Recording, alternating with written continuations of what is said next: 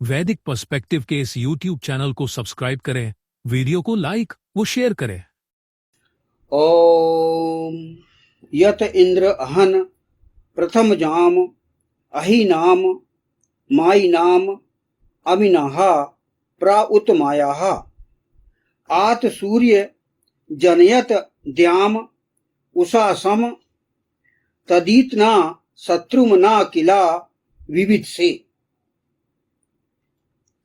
जो तुमने हे इंद्रियों को वश में करने वाले हनन किया अहियों में प्रथम उत्पन्न का और तत्पश्चात मायावियों की मायाएं पूरी तरह विनष्ट हुई, तत्पश्चात सूर्य को जन्म दिया, स्वर्ग को, उषा को, तभी तुमने निस्संदेह कोई शत्रु नहीं पाया। यह जो मंत्र लिया गया यह ऋग्वेद के प्रथम मंडल के 32वें सूक्त का चतुर्थ मंत्र है। अतः स्वर्ग के समान श्रेष्ठ व्यवस्था स्थापित की जाए, जहां हर सत्कर्मी को पूरी पूरी सुविधा हो। दूसरी ओर दुष्ट लोगों को वे समस्त सुविधाएं दुष्टता के त्याग करने पर प्राप्त करने की पूरी व्यवस्था हो, ताकि व्यक्ति स्वयं दुष्टता का परित्याग कर सकने हेतु प्रेरित हो। यानी यहां पर प्रशासन को कहा गया है कि स्वर्गिक वातावरण, स्वर्गिक व्यवस्था ये प्रशासन को करना है। अब बताओ कि स्वर्गिक व्यवस्था कैसे बनेगी? सबको सुविधाएं, सुख सुविधाएं प्रदान करना। आदमी स्वर्ग का वातावरण उसको स्वर्ग लगे उसको। अब इसके लिए देखो कितनी मेहनत करना पड़ेगा। जो इंद्रियों को वश में करने वाले जो प्रशासक हैं, प्रशासक जो उनका ग्रुप है पूरे सृष्टि का या पृथ्वी का या समाज का या घर का, तो उसे आप देख लीजिए कि स्वर्गिक वातावरण हम कैसे दें जिससे कि दुष्टता समाप्त। तो उसके लिए जरूरी है कि पहले ये बताएं कि भाई स्वर्ग क्या होता है, स्वर्ग में क्या क्या सुविधाएं होती हैं, और वो सुविधाएं हम आम जनता को दें, ताकि वो और दूसरा उसमें दूसरी बात ये कही गई कि जो दुष्ट हैं उनको नारकीय वातावरण दें उनको, कि वो जो दुष्ट है तो उनको ऐसा दंड दें कि वो अपने आप को ये समझे कि हम नरक में आ गए। ये कहा गया है। यानी अच्छे लोगों को स्वर्गिक वातावरण दें और बुरे लोगों को नरक के समान यातना देके या तो वो अपने गंदी विचारधारा छोड़ के वो स्वर्गिक वातावरण में आ जाएं। उनको ये कहा गया, उनको कोई सुविधा ना दें। दुष्टों को जो जहर फैला रहे हैं उनको हम ऐसा करें कि वो अपने आप को दंडित महसूस करते हुए वो सुधार के प्रयास करें। पिछले मंत्रों में वही कहा है, उनको सुधार के प्रयास करना। सुधर जाए तो ठीक, और नहीं सुधरें तो फिर उनको तो फिर नरक की ऐसी और बुरी बुरी व्यवस्था उनको करके और उनको समाप्त करें। तो ये है स्वर्गिक वातावरण अच्छे लोगों के लिए और नारकी वातावरण उनको प्रदान करें, ताकि वो अपना जो दुष्टत्व वाले कार्य को छोड़ के इस व्यवस्था में आ जाए। तो ये कार्य हम देखते हैं, इसलिए राम राज्य की व्यवस्था की गई कि भैया भगवान राम के समय राम राज्य था। राम राज्य में देखो चला ही स्वधर्म निरत स्तुति नीति, वेद के अनुसार, श्रुति के अनुसार सब अच्छे चलते थे। वो भगवान राम का राम राज्य, ऐसा राम राज्य हम चाहते हैं। ईशान परम परमात्मा यही तो चाहता है कि आप राज्य ऐसा हो जो कि स्वर्गिक वातावरण हो। अब बताइए आज स्वर्गिक वातावरण है क्या? आज बना हुआ है बिल्कुल नरकी वातावरण। तो ऐसे वातावरण को हमें सुधारना है और सुधार के और हमें हमारा जो जीवन उद्देश्य है वो पूरा करना है।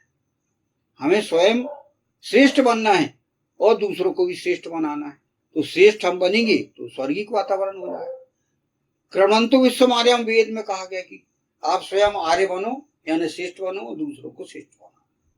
और जो श्रेष्ठ बनेगा तो वही है आम भूमि नाम आर्य है, आर्यों को भूमि ईश्वर देता है।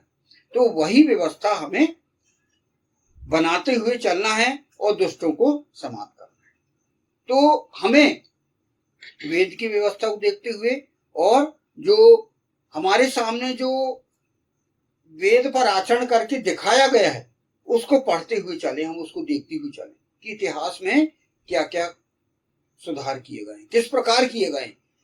हमारे पास सारे नीतियां हैं, सारी साधन है, सब व्यवस्था है, व्यवस्था लिखी हुई है ग्रंथों में और वही ग्रंथों की व्यवस्था को हमको यहाँ लागू करना है, यही काम करना है। तो ये हमें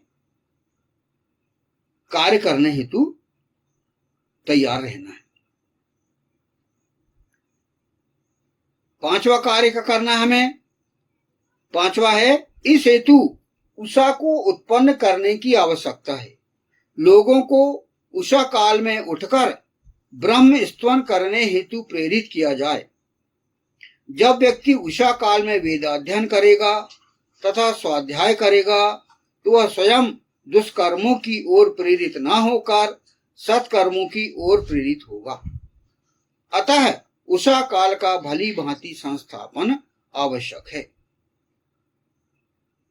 यानी सुबह की महत्ता हमें बताना पड़ेगा। जैसे ही सूर्योदय होता है, उषा का जब समय होता है, तब व्यक्ति को अच्छी बातें, उसका मस्तिष्क अच्छा रहता है, सुबह सुबह एकदम फ्रेश माइंड रहता है। उस फ्रेश माइंड में व्यक्ति को ज्ञान की बातें हम डालेंगे, कुछ व्यवस्था की बातें हम बताएंगे,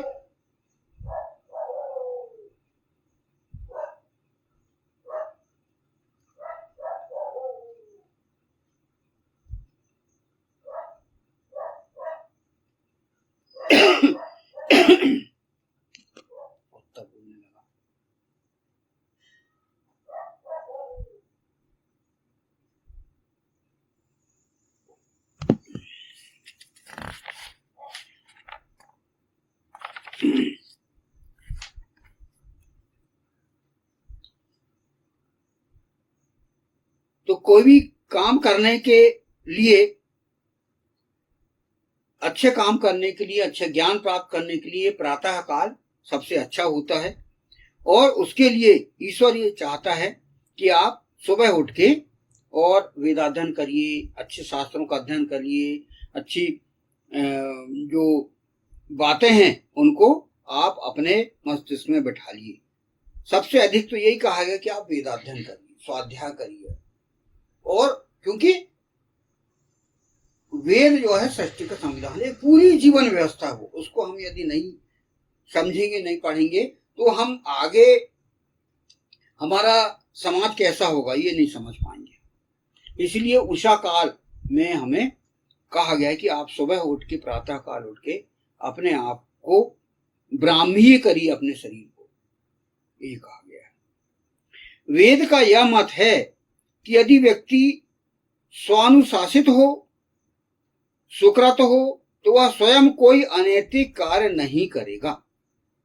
जब व्यक्ति अपने उत्थान और प्रगति के लिए स्वाभाविक रूप से अनुकूल माहौल पाएगा तो वह गलत साधनों का प्रयोग क्यों करेगा। वेद लोगों के मध्य बंधुत्व का, मित्रता का संबंध निर्मित करता है। वह चाहता है कि व्यक्ति अनुशासित, स्वानुशासित, स्व मानते स्वयं, अनुशासित यानी स्वयं अपनी इंद्रियों को वश में करते हुए वो अपने आप को कंट्रोल करना। इसलिए प्रातः काल स्वयं स्वाध्याय करने के लिए बोला कि व्यक्ति को स्वयं पढ़ेगा, स्वयं उसको ज्ञान प्राप्त होगा तो वो करे। कोई दूसरे की बताए अनुसार कैसे वो चले। खुद निर्णय लेने की क्षमता ईश्वर चाहता है कि आप खुद पढ़ो और स्वयं अपने जीवन का निर्णय लो।